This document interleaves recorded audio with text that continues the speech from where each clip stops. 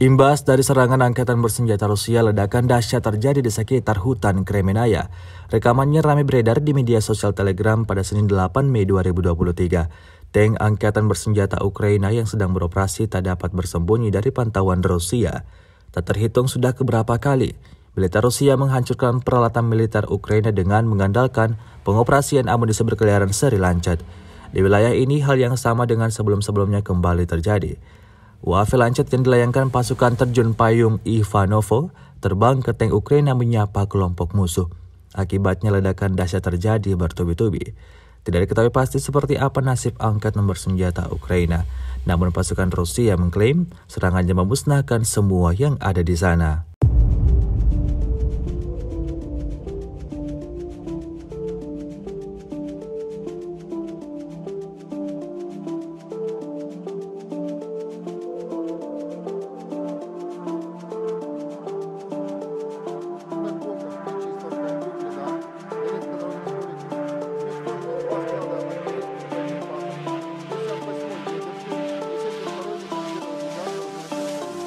Поражение 86 подразделений в районах населенных пунктов Владимировка, Кременная Луганской Народной Республики, Табаевка Харьковской области, Никольская Донецкой Народной Республики и Жеребянки